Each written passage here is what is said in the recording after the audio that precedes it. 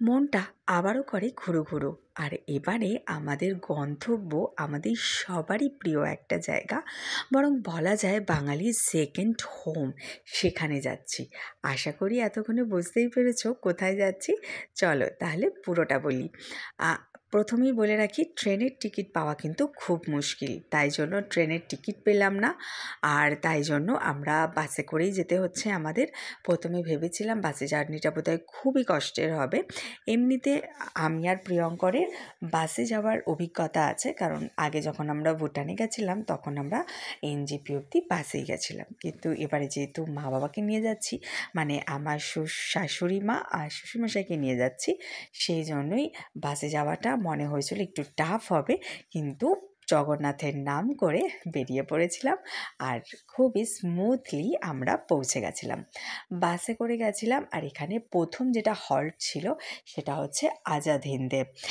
তো এখানে আমরা ডিনার করে নিয়েছিলাম, ডিনার করে নিয়ে তারপর বাসে উঠে গেছিলাম। তোমরা যারা পুরী বাসে যাবে তাদেরকে একটা কথা বলে রাখি, পুরী বাসের আবার একটা নিয়ম আছে যে ওরা নাকি ডিনারটা বাইরেই করতে বলে।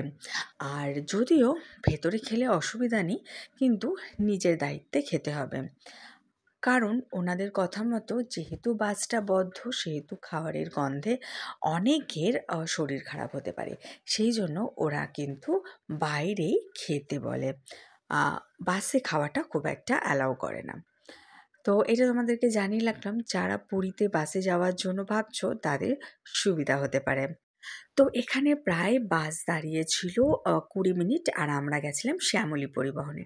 ওখান থেকে তারপর আমরা পৌঁছে গেছিলাম পুরীতে। পুরীতে আমরা পৌঁছেছিলাম একদম 6:45 দিকে।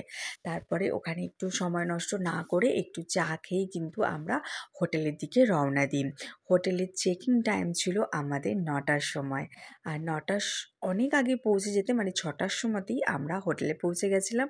তো সেই জন্য অনেকক্ষণ আমাদের ওয়েট করতে হয়েছিল। ওয়েট করে তারপর আমরা রুম পেতে ফ্রেশ হয়ে নিয়ে, স্নান করে সমস্ত কিছু করে নিয়ে আমরা বেরিয়ে পড়েছিলাম ব্রেকফাস্ট করতে। যদিও বাবা মাকে কিন্তু হোটেলেই ব্রেকফাস্ট করিয়ে দিয়েছিলাম। আমি আর প্রিয়ঙ্কর বাইরের খাবার, মানে পুরীর বাইরের খাবার টেস্ট করব বলে আমি আর প্রিয়ঙ্কর বাইরেই ব্রেকফাস্টটা করেছিলাম। প্রথম দিনেই কিন্তু এত ভিডিও দেখেছি যে সেই খাবারটাই আমি খেয়েছি। দহি বড়া যদিও খাইনি, এটা ছিল ইডলি আর ছিল বড়া, সেটাকে দই দিয়ে, চাটনি দিয়ে, তরকারি দিয়ে করে দিয়েছিল। অসাধারণ খেতে লেগেছিল আমাদের। আবার আমি একবার ট্রাই করব বাড়ি যাওয়ার আগে। আর আজকের ভিডিওটা কেমন লাগলো অবশ্যই জানিও। টাটা।